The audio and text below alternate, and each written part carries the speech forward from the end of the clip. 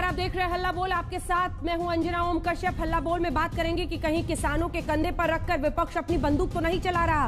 बात करेंगे कि आखिर क्यों कैप्टन अमरिंदर सिंह को राष्ट्रीय सुरक्षा का डर सताने लगा है। लेकिन उससे पहले आपको ये बताते हैं कि किसानों और सरकार की बातचीत शुरू हुए 6 घंटे बीत चुके हैं, जिसमें से करीब 5 घंटे दोनों पक्षों के बीच माथापच्ची हो चुकी है। बीच में करीब 1 घंटे का लंच ब्रेक दिया गया था, जिसमें किसानों ने सरकार के खाने का ऑफर ठुकरा दिया, अपना खाना मंगवाया और खाया। किसानों के लिए गुरुद्वारे से बनकर खाना आया। अभी से थोड़ी देर पहले किसानों ने अपनी चाय मंगवाई है। चाय नाश्ते के साथ बातचीत जारी है। देखने वाली बात होगी कि हल आखिर क्या निकलता है। इस बीच अपडेट के लिए आइए आपको सीधे लिए चलते हैं। अशोक सिंगर हमारे सहयोगी विज्ञान भवन के बाहर से हमारे साथ जुड़ रहे हैं। हमारे साथ अरविंद ओझा हमारे सहयोगी सिंगू बॉर्डर से जुड़ रहे हैं और गाजियाबाद से हमारे साथ जुड़ रही हैं ऐश्वर्या हमारी सहयोगी। सबसे पहले अशोक, आपके पास आते हुए लगभग 6 घंटे की बातचीत, नाराजगी इस हद तक दिख रही है कि खाना और चाय भी सरकार की मेजबानी कबूल नहीं है किसानों को। लेकिन क्या एमएसपी का आश्वासन लिखित में मिल सकता है? कुछ संकेत जो आपको मिल रहे हो, बातचीत और कितनी चल सकती है अशोक?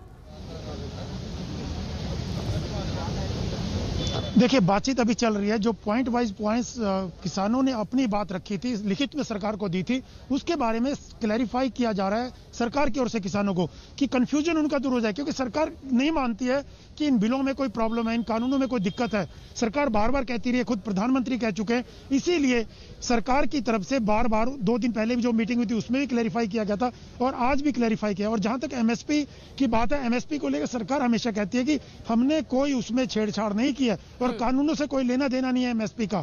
तो सरकार को उसमें कोई आपत्ति नहीं है एमएसपी को लेके। एमएसपी की बात हमेशा से सब सरकार के मंत्री और नेता सब कहते रहे हैं और उसको लेके कुछ ना कुछ आश्वासन तो देना पड़ेगा। अंजना, देखिए, एक कदम सरकार को बढ़ना पड़ेगा। चीजें जिस ढंग से बिगड़ गई, जिस ढंग से हालात बने हैं, उसको देखते हुए किसान अड़े हुए हैं कानूनों को वापस लेने को लेके, एमएसपी को लेकर के। तो सरकार को कुछ ना कुछ तो करना पड़ेगा ताकि ये मामला खत्म हो जाए। अमरिंदर सिंह अमित शाह से मिले, उन्होंने भी ये बात कही कि इस मुद्दे का जल्दी हल निकालना पड़ेगा और कहीं ना कहीं सरकार को इसमें आगे बढ़ना पड़ेगा। और क्योंकि चौथे दौर की बातचीत हो रही है, परसों हुई 2 बार पहले मीटिंग हुई अंजना, तो कहीं ना कहीं सरकार की तरफ से एक पॉइंट को क्लैरिफाई किया जा रहा है ताकि किसानों को चीजें साफ की जा सके। और खुद प्रधानमंत्री ये बात कह सके हैं कि एक बिल जो है क्रांतिकारी है, कृषि और किसानों को आगे ले जाने वाला है, इससे किसानों का हित होगा, नुकसान नहीं होगा। गुमराह किया गया। तो कहीं ना कहीं सरकार इस चीज को, इस पॉइंट को किसानों के सामने आज रख रही है। देखना पड़ेगा कि क्या किसान एक कदम पीछे निकलते हैं या सरकार एक कदम आगे जाती है। लेकिन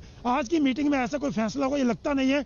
कमेटी बनेगी या क्या होगा, क्योंकि जो भी मीटिंग में अंजना जो बात होगी वो किसान नेता जाकर के आंदोलनकारी किसानों को और दूसरे नेताओं को बताएंगे। उसके बाद आगे की रणनीति तय होगी। बिल्कुल, सियासी बवाल तो अरविंद ओझा छिड़ गया है और उसकी झलकी हम देख रहे हैं। अब एक तरफ प्रकाश सिंह बादल वाराणसी जब पीएम गए थे तो उनके पैर छुए थे उन्होंने, जब अपना नामांकन भरा था। उसके बाद आज ऐसी नौबत आई कि वो पद्म विभूषण लौटा रहे हैं। लेकिन इस सियासी बवाल के बीच आज सुलह तभी होगी जब दोनों ही पक्षों में से कोई 2 कदम पीछे हटेगा। जहां पर किसानों के साथ आप मौजूद हैं, क्या मूड है अभी भी आर पार का? जी देखिए, मैं आपको बताऊं, देखिए किसानों का तो मूड साफ है। कल भी मैंने बूटा सिंह से बात की थी, जो फिलहाल अभी विज्ञान भवन में सरकार के साथ मीटिंग में, उनसे पूछा था। उनका साफ साफ कहना था कि जो सरकार ने समिति बनाने का ऑफर दिया था, हमने उसको ठुकरा दिया। 2 बार समिति बनाने का ऑफर ठुकरा दिया है। सरकार भी अपनी जगह अड़ी हुई है तो किसान भी अपनी जगह अड़े हुए हैं। जैसा कि आपने अंजना बोला कि विज्ञान भवन में जो सरकारी खाना था वो ठुकरा दिया और खुद बंगला गुरुद्वारा साहब से मंगवाया था खाना। तो मैं आपको बता दूं, ये सिंघू बॉर्डर है, राष्ट्रीय राजमार्ग को जोड़ता है। जरा तस्वीर देखिए, 2 बड़ी चीजें होती है हिंदुस्तान में मानी जाती है जिसको सब पूछते हैं, एक किसान, एक जवान। तो ये देखिए जरा, एक तरफ जवान है, बीच में बैरिकेटिंग है और दूसरी तरफ किसान है। राष्ट्रीय राजमार्ग है और यही है जो सरकार और दिल्ली पुलिस के लिए ये बॉर्डर सबसे बड़ी सरदर्दी बना हुआ है। ये 8 दिन से जाम है। 2 बड़े राज्यों जम्मू कश्मीर और पंजाब को जोड़ता है ये सिंघू बॉर्डर। और 8 दिन से हालात ये है कि जिस सड़क पर गाड़ियां और लोग दौड़ते थे वहां आज ट्रैक्टर खड़ा है, ट्रक खड़ी है। ये मुश्किल है। गाजीपुर से चलते हैं ऐश्वर्या, वहां की तस्वीर दिखाइए ऐश्वर्या। देखिए अंजना, मैं आपको बता दूं, स्थिति यहाँ पे बहुत ज्यादा तनावपूर्ण है। अभी कुछ ही मिनट पहले हमने देखा था किस तरीके से, अभी भी यहाँ पे देखिए, आप देख रहे हैं काफी गहमा गहमी यहाँ पे चल रही है। एक तरफ प्रशासन के लोग हैं जो किसानों को समझाने की कोशिश कर रहे हैं, दूसरी तरफ किसान है जो अभी जो उनकी बात सुबह से वो कह रहे थे उसी बात पे टस से मस है। अभी थोड़ी देर पहले ही हमने देखा था किस तरीके से बहुत ज्यादा तनावपूर्ण स्थिति हो गई थी। स्थिति अभी भी वैसी बनी हुई है। काफी भारी तादाद में यहाँ पे पुलिस वाले मौजूद हैं। जो किसानों से इस समय बात कर रहे हैं वो यहाँ पे गाजियाबाद के प्रशासन के लोग हैं। तो काफी ज्यादा स्थिति यहाँ पे तनावपूर्ण कोशिश की जा रही है दोनों ही ओर से। किसानों की तरफ से भी लीडर्स आए हैं सामने बात करने के लिए। ये देखिए आप देख पाएंगे कि किस तरीके से यहाँ पे काफी ज्यादा गहमा गहमी चल रही है। किसानों का कहना है कि ये जो सड़क उन्होंने बंद करी थी, ये नहीं चाहते हैं कि कोई भी गाड़ी यहाँ से पार करे, लेकिन अब पुलिस का कहना है कि कुछ गाड़ियों के लिए किसानों को जगह देनी ही पड़ेगी। तो स्थिति यहाँ पे गाजीपुर बॉर्डर में बहुत ही ज्यादा तनावपूर्ण है। अंजना, बिल्कुल ऐश्वर्या, दिखा रही हैं आप तस्वीरें, पीछे कैसे टकराव की स्थिति बनी हुई है। गाड़ियों को रोक रहे हैं, कई जगहों पर जैम है, पुलिस कह रही है जाने दीजिए। किसानों को लग रहा है कि इस बार आर्या पार की लड़ाई है। आज 8वां दिन है ऐश्वर्या, 8वां दिन है। आप वहां पर नजर बनाए रखिएगा। कुछ देर में फिर मैं अपडेट के लिए आपके पास आऊंगी, लेकिन इससे पहले अपना जो हमारे दर्शक है उनका परिचय उन खास मेहमानों से करा दें जो हमारे साथ आज चर्चा में शामिल हो रहे हैं। ओम प्रकाश धनखड़ हमारे साथ, जो कि अध्यक्ष हैं हरियाणा स्टेट बीजेपी के, पूर्व एग्रीकल्चर मिनिस्टर भी वहां रह चुके हैं। पवन खेड़ा साहब, प्रवक्ता कांग्रेस पार्टी के, हमारे साथ चर्चा में जुड़ रहे हैं। प्रेम सिंह चंदूमाजरा साहब, राष्ट्रीय प्रवक्ता हैं, पूर्व एमपी राज्यसभा के रहे हैं, शिरोमणि अकाली दल का वो पक्ष रखेंगे। लेकिन पहले अपने दर्शकों को जरा ये रिपोर्ट दिखाते हैं। कहीं किसानों के कंधे पर रखकर ये बंदूक विपक्ष तो नहीं चला रहा है। मुझे पता है आप इस पर जवाब देना चाहेंगे पवन खेड़ा जी, लेकिन उससे पहले अपने दर्शकों को ये रिपोर्ट दिखाते हैं कि आखिर हम ये क्यों कह रहे हैं, फिर चर्चा की शुरुआत करेंगे।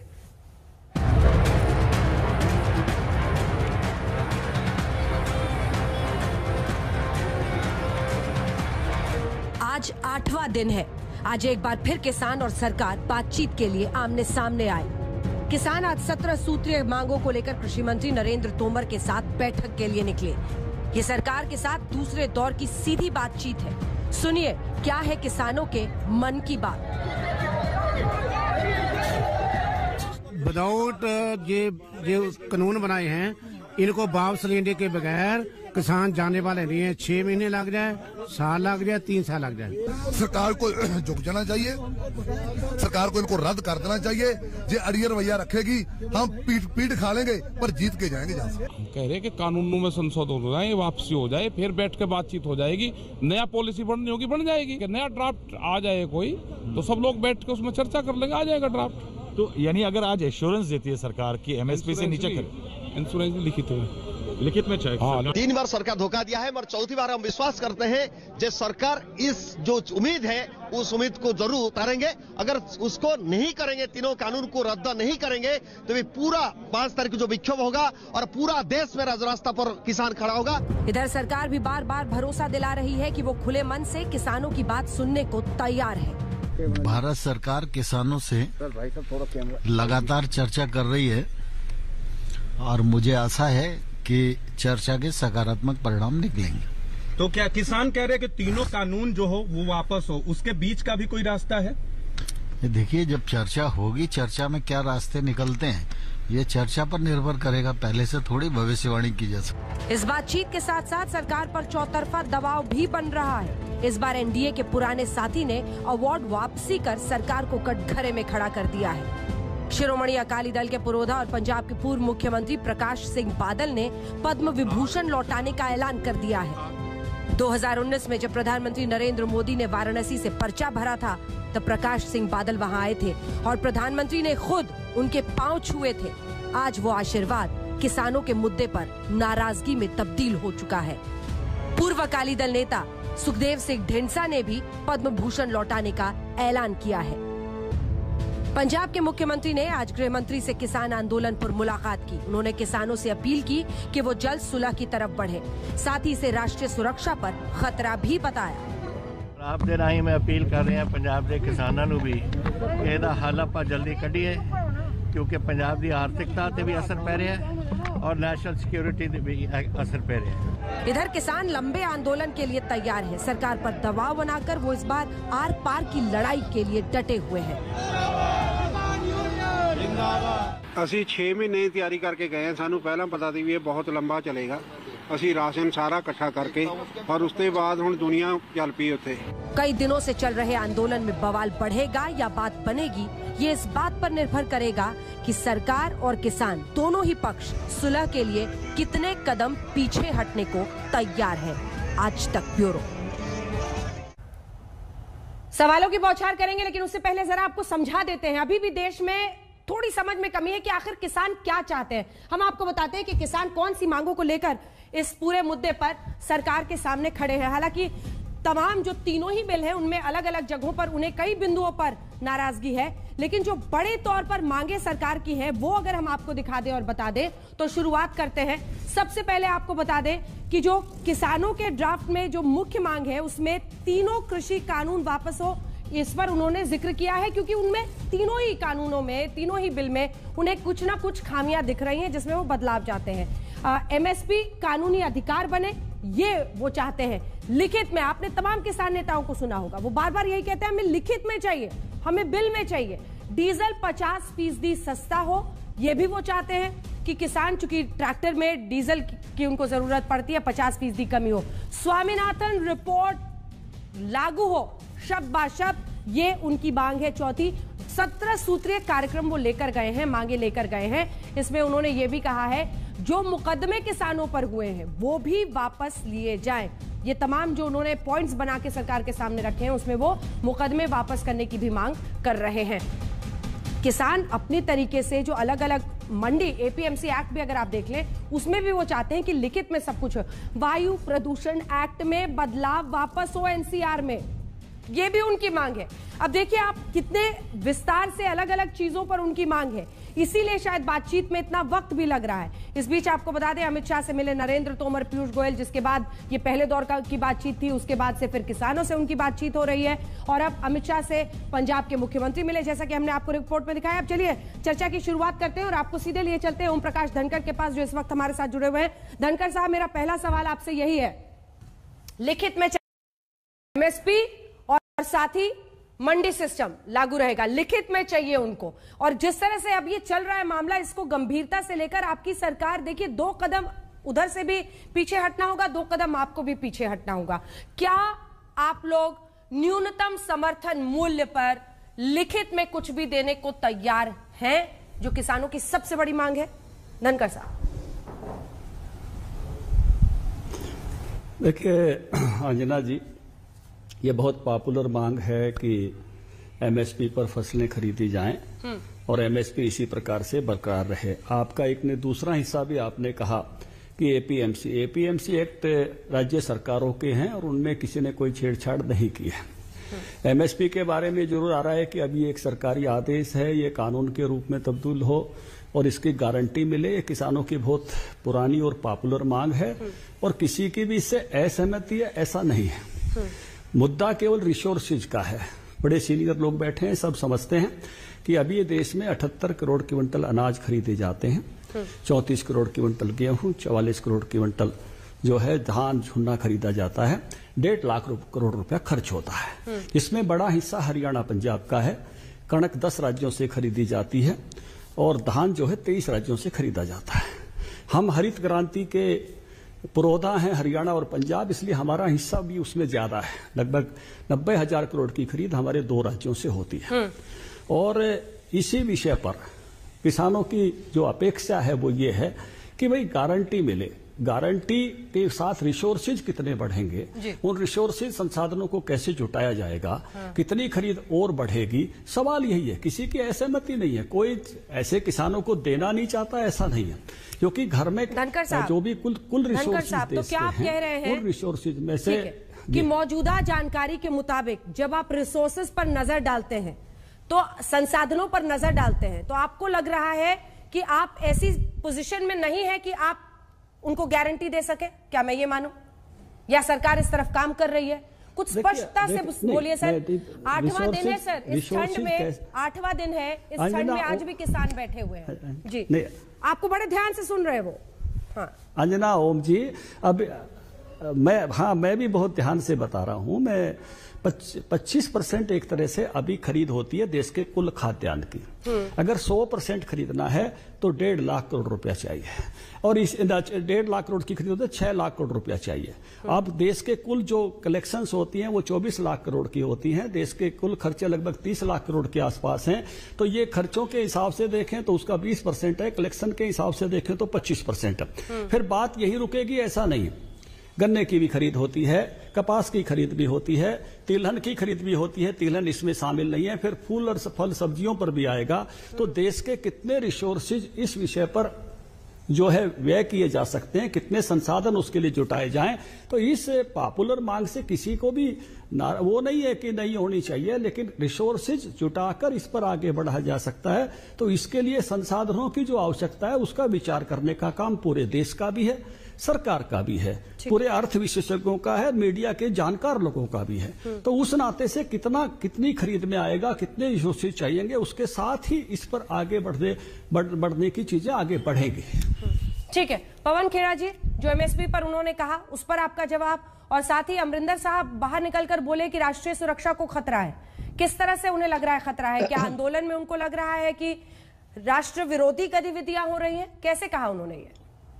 अंजना जी, पहले तो जो माननीय ओम प्रकाश धनखड़ जी कह रहे हैं, यह लगभग वही बात कह रहे हैं जो किसानों के मन में भय है।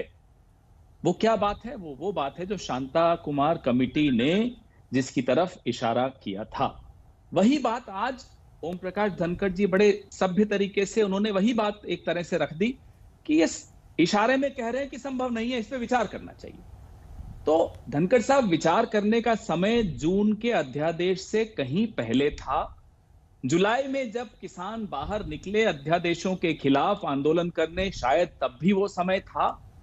अब वो समय नहीं है कि अब आप विचार पे आए। अगर आप विचार करना चाहते हैं बिल्कुल करिए, लेकिन ये तीनों काले कानून पहले वापस लीजिए और फिर विचार करिए। सब मिलकर करेंगे विचार। आपकी बात से मैं सहमत हूं, इसमें विचार में कोई पार्टी अलग कोई नहीं होती, सब देश के लिए सोच रहे हैं, देश के किसान के लिए सोच रहे हैं। लेकिन अब आप विचार की बात कर रहे हैं। पहले आपने कानून पास कर दिए, किसान आक्रोशित होकर सड़क पर आ गए, अब कह रहे हैं विचार करना चाहिए एमएसपी पर।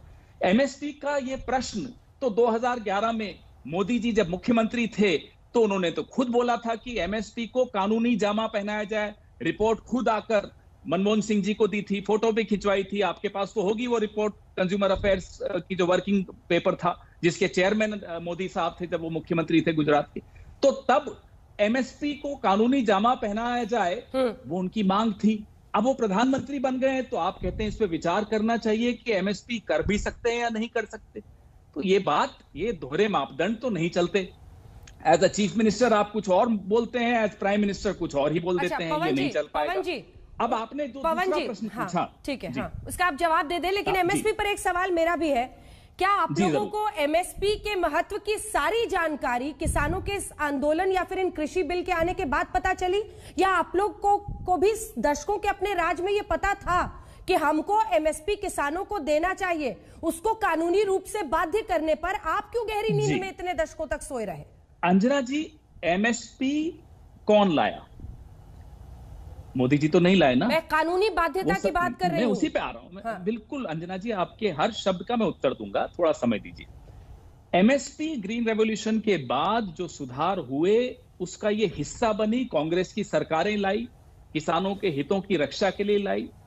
आज जिस तरह से किसान आक्रोशित होकर एमएसपी को कानूनी जामा पहनाने की मांग कर रहे हैं, उससे पहले इतने क्रोध में कभी उन्होंने ये मांग इसलिए भी नहीं की क्योंकि उन्हें सरकारों पर विश्वास था। भले वो वाजपेयी जी की सरकार रही हो, भले वो कांग्रेस की सरकारें रही हो, भले डॉक्टर मनमोहन सिंह जी की सरकार रही हो, इंदर कुमार गुजराल जी की सरकार रही हो, देवेगौड़ा जी की सरकार रही हो, तमाम सरकारों पे भरोसा था। इस सरकार ने वो भरोसा तोड़ा है और एपीएमसी से जो खिलवाड़ होने जा रहा है, अब किसानों को ये चिंता है कि अब एमएसपी को कानूनी जामा पहनाना ही पड़ेगा, क्योंकि जब एपीएमसी खत्म होगी, मतलब 2014 के पहले कहां मिलेगी? पवन जी, मतलब 2014 के पहले इस देश में हर किसान को उसकी फसल के लिए न्यूनतम समर्थन मूल्य मिल रहा था। बोल दीजिए आज पूरा देश आपको देखेगा। मोदी सरकार में चावल पर हम दिखा रहे हैं जहां जहां एमएसपी की बढ़ोतरी हुई है। नहीं, खेड़ा साहब, ये तो कंफ्यूज करने के बराबर है ना जो आप कह रहे हैं कि आप पर भरोसा था।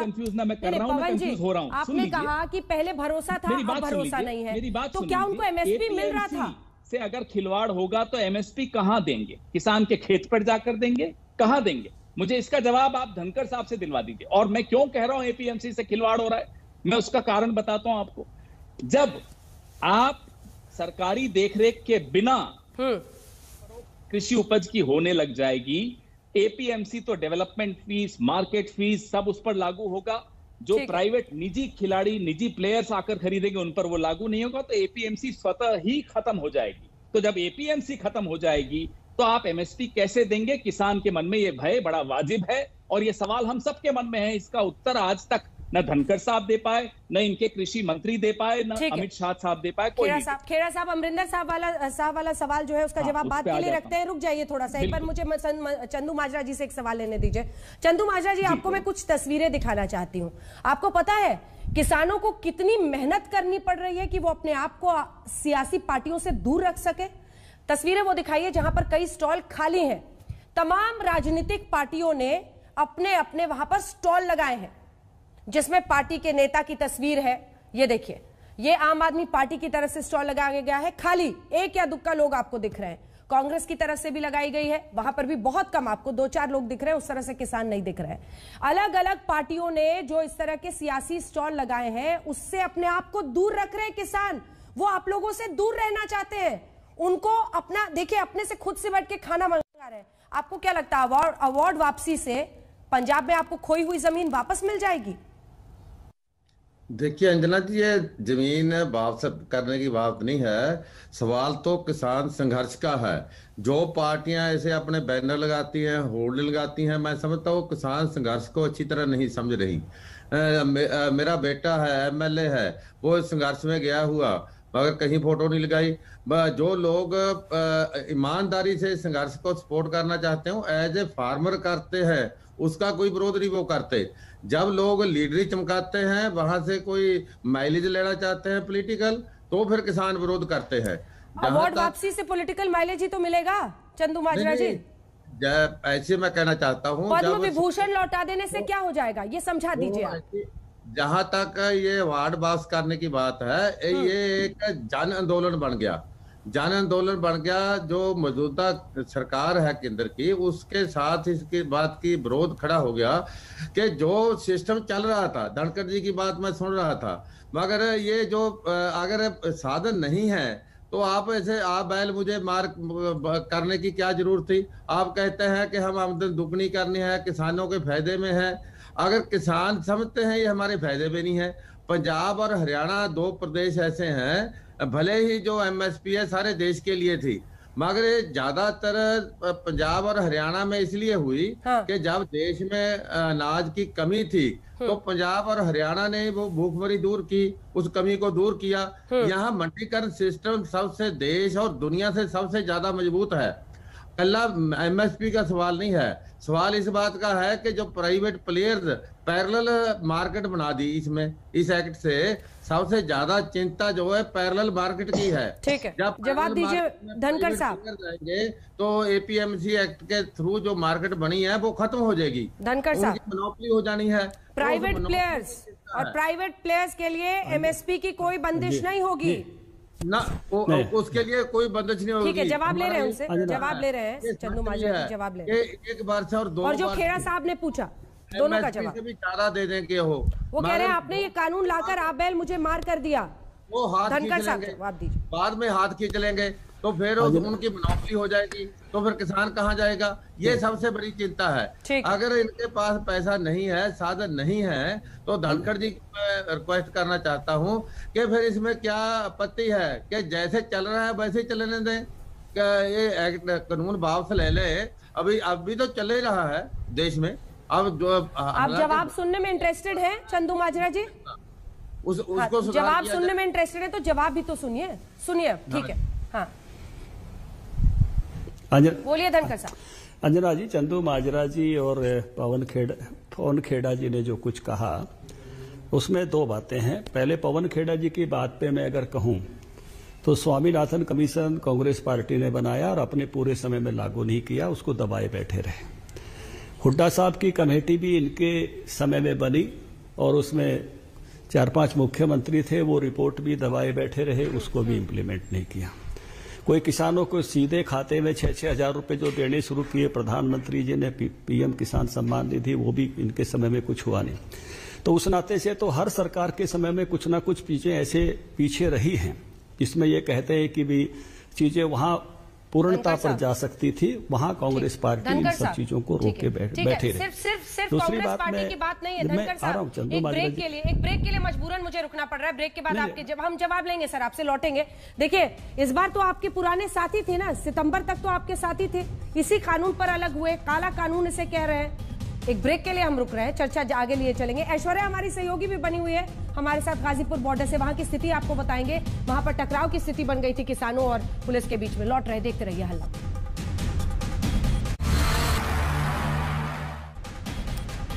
चर्चा हम कर रहे हैं किसानों के आंदोलन पर और किस भी बातचीत चल रही है। 6 घंटे से ज्यादा बातचीत सरकार के साथ हो चुकी है। हमारे साथ इस वक्त सीधे सचिन पायलट, कांग्रेस पार्टी के वरिष्ठ नेता, जुड़ रहे हैं। सचिन पायलट जी, मेरा पहला सवाल आपसे यही, तीनों कृषि बिल वापस लेने की मांग किसान कर रहे हैं, उनका एमएसपी पर उनको लिखित गारंटी चाहिए।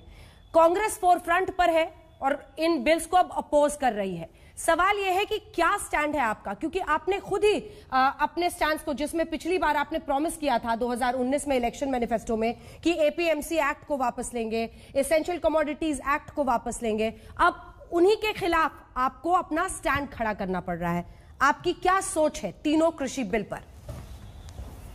पहली बात तो ये मुद्दा कांग्रेस पार्टी का या किसी और पार्टी का नहीं है, ये मुद्दा देश के किसानों का है। और आज हिंदुस्तान भर के किसान सड़कों पर आकर आंदोलित किस लिए हैं? ये 3 कृषि कानून जो संसद में बहुमत के आधार पर पारित किए गए थे, अगर उस समय चर्चा करते राज्य सरकारों से, किसान संगठनों से, तो आज ये हालत नहीं देखने पड़ते। 8 दिन हो गए हैं। आप बार बार कहते हैं कि कांग्रेस पार्टी का स्टैंड बड़ा स्पष्ट है। हमने कहा कि मंडी के अलावा कोई विकल्प होगा तो निश्चित रूप से करेंगे उसको, लेकिन हम लोगों ने कभी नहीं कहा था कि हम 3 ऐसे कानून बनाएंगे जहां पर किसान बेबस हो जाएगा कोरोना काल में और थोड़ा सा चरमरा रही है, और आप किसान जो हमारा अन्नदाता है उससे बिना वार्ता करे आप कह रहे हैं कांग्रेस की बात। एनडीए का घटक दल पूरा टूट गया, उनके मंत्री इस्तीफा दे रहे हैं, अलग अलग सहयोगी दल अलग अलग राज्यों में अपना हाथ ही से खींच रहे हैं, आज लोग अवार्ड वापस कर रहे हैं। कांग्रेस ने इतना कहा कि हमने पहली बात तो कहीं पर राजनीति नहीं करी, लेकिन सही मुद्दे पर अगर अपनी बात को रखना है तो कांग्रेस पार्टी रख रही है। और मैं आज फिर दोहराना चाहता हूं मेरी पार्टी की तरफ से, हम लोग किसानों के साथ हैं। उनकी जो मांगे हैं सरकार को माननी चाहिए, और बहुत देर करी चर्चा करने में, लेकिन अब चर्चा सार्थक हो, इस बात पूरा हिंदुस्तान देख रहा है कि किसान जीतेगा या ये केंद्र सरकार की जिद जीतेगी। आज बातचीत हुई कैप्टन अमरिंदर की गृह मंत्री अमित शाह से, जिसके बाद बाहर आकर उन्होंने कहा, किसानों से अपील की बल्कि सचिन जी, कि वो जल्द से जल्द सुलह की तरफ बढ़े, राष्ट्रीय सुरक्षा को भी खतरा बताया। कौन सा राष्ट्रीय सुरक्षा है इस आंदोलन से? राष्ट्रीय सुरक्षा को खतरा है इस आंदोलन से? आपको नहीं लगता इस देश में जो 2/3 जनसंख्या हमारी कृषक जमीन से जुड़ी हुई है, वो सड़कों पर हैं, वो अपने आप को अनाथ महसूस कर रहे हैं, रास्ते जाम हैं, दिल्ली को घेर लिया गया है, 8 दिन से ऐसी स्थिति बनी हुई है। क्या किसी को अंदाजा नहीं था कि किसान इतने भयभीत, इतने विचलित, इतने आक्रोशित हो सकते हैं? किसी ने कोई चर्चा नहीं करी। और उन्होंने कहा कि बिल्कुल सही कहा, देश की राजधानी पर जब किसान गांधीवादी तरीके से अपना धरना देकर बैठे हैं तो कौन कहेगा हम सुरक्षित हैं? ये बात आंतरिक अंतर्राष्ट्रीय सुरक्षा की नहीं है, ये बात विश्वसनीयता की है, ये बात लोगों के जहन में विश्वास पैदा करने की है। आज भी जो एमएसपी की बात कर रहे हैं, और सुनिए, आप बार बार अपने चैनल में बोलते हैं मिनिमम सपोर्ट प्राइस का खाद, बीज, मेहनत, तेल, बिजली, पानी है, उस पर कम से कम इतनी मिलनी चाहिए, ये मैक्सिमम रिटेल प्राइस नहीं है। तो एमएसपी अगर कोई मांग रहा है, किसान लिखित में आश्वासन चाहते हैं, कानून में 4था कानून बनाना चाहिए कि एमएसपी पे खरीद होगी। नहीं तो क्या होगा धीरे धीरे कि मंडी के बाहर व्यापार फैलेगा, मंडी निपट जाएंगी 2-4 सालों के बाद, और किसान 2-5 पूंजीपतियों के लिए मोहताज हो जाएगा अपनी खरीद करने के लिए। ये बहुत दूर भविष्य की बात नहीं कर रहे हैं, ये इनसिक्योरिटी किसानों के मन में है। इसमें ना तो किसी पार्टी का लेना देना है, ना किसी दल का है, लेकिन केंद्र सरकार ने जो काम किया है उसका ही परिणाम है कि आज पूरा देश इस संकट से गुजर रहा है। ठीक है, आपका कहना है कि ये तीनों बिल है उसको वापस ले सरकार, और साथ ही आप कह रहे हैं एमएसपी को लेकर गंभीरता सरकार दिखाए। लेकिन मेरा सवाल आपसे यही है सचिन जी कि 2014 के बाद से ही एमएसपी नहीं मिल रहा है या पहले भी नहीं मिल रहा था? कानूनी गारंटी न दशकों तक कभी कांग्रेस पार्टी ने दी। ये सरकार अपनी तरफ से जो बात कह रही है कि हमने एमएसपी से कोई छेड़छाड़ नहीं की है, 2014 के बाद ही एमएसपी नहीं मिल रहा किसानों को या पहले मिल जा रहा? इतना नासमझ किसी को समझना नहीं चाहिए, क्योंकि एमएसपी का जिक्र नहीं किया इसलिए आपको लगता है कि अश्योरेंस मिल गई है। अगर कोई, आप कांग्रेस पार्टी की बात करती हैं, हम जब सरकार में थे तब आप आलोचना करते थे, अब 6 साल से विपक्ष में बैठे हैं, अभी भी आप कांग्रेस को देख रहे हो। हमने इसमें क्या किया भाई?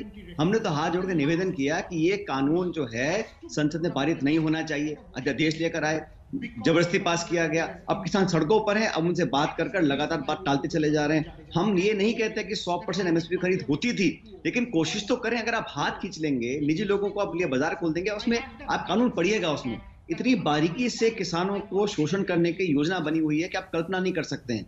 कानूनी प्रावधान नहीं है।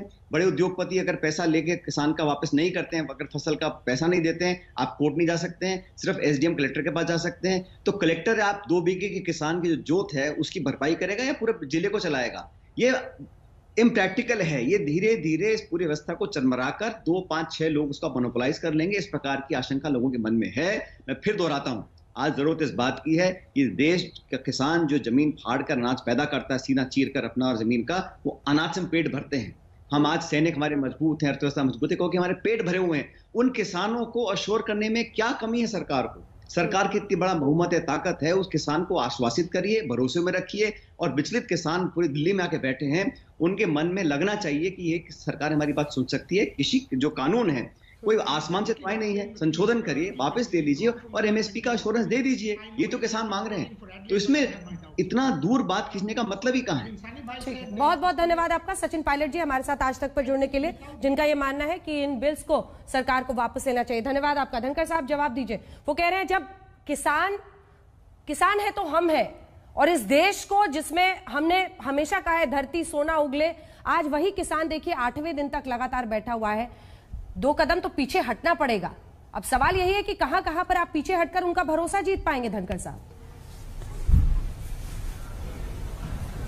देखिए अंजना ओम कश्यप जी, इसमें मैं ये कहना चाहूंगा कि ये जो विधेयक आए हैं, ये प्रगतिशील किसानों के लिए, एफपीओज वालों के लिए जो डायरेक्ट मार्केटिंग करते हैं उनको ध्यान में लेकर लाए गए। लेकिन इनमें से आशंका ये पैदा कर दी कि गांव से एक बस जाती थी, एक टैक्सी जानी शुरू हुई तो बोले टैक्सी चल गई तो बस बंद हो जाएगी।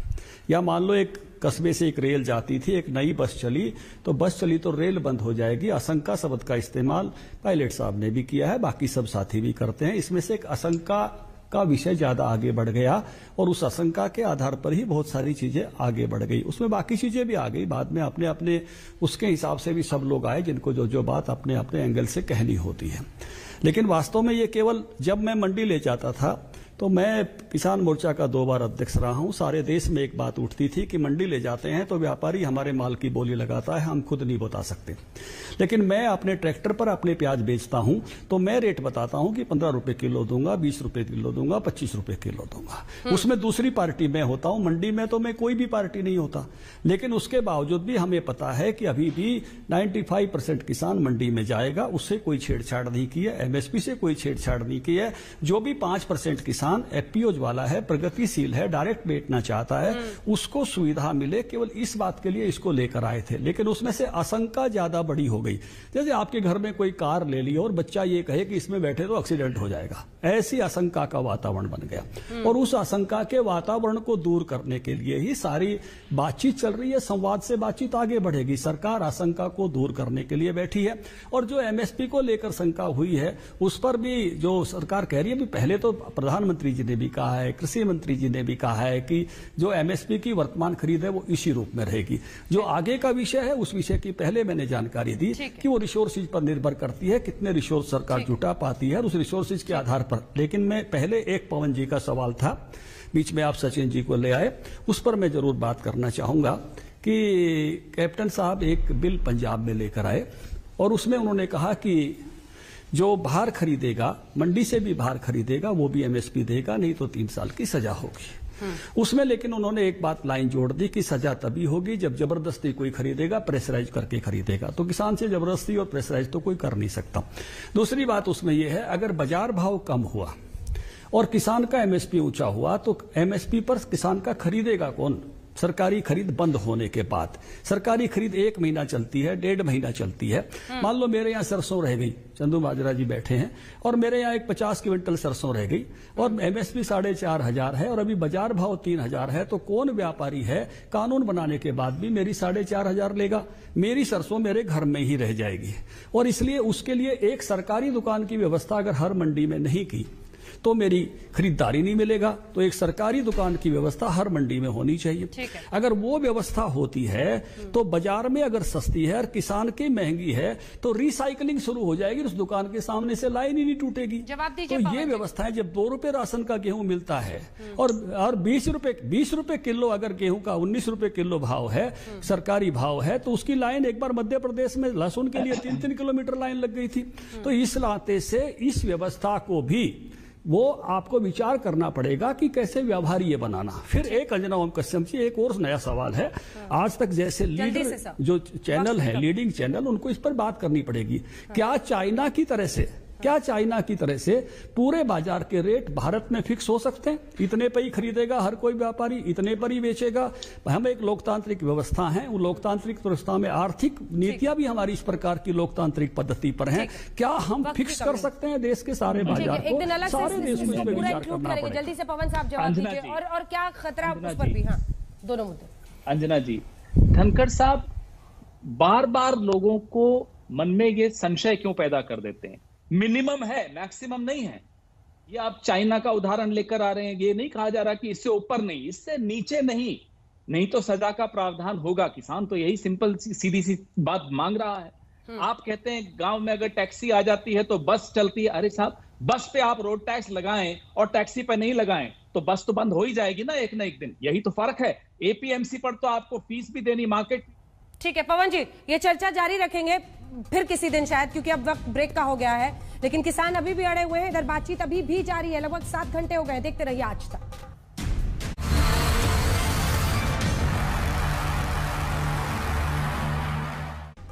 सवाल तो सियासत का है, क्या किसानों का कंधा विपक्ष की बंदूक? आप देख रहे थे हल्ला बोल, देखते रहिए आज तक। नमस्कार, मैं हूं अंजना ओम कश्यप। हमें उम्मीद है ये वीडियो आपको पसंद आया होगा। लेटेस्ट खबरों के लिए यूं ही देखते रहिए आज तक, और इस वीडियो के पसंद आने पर लाइक, शेयर एंड सब्सक्राइब करना ना भूलें।